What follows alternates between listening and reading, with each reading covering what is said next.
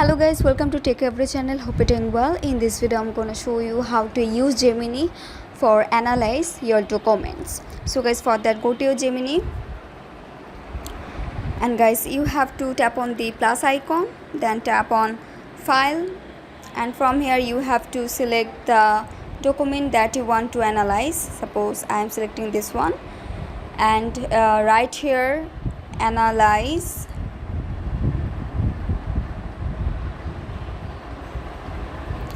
my document, and you have to send it to Gemini.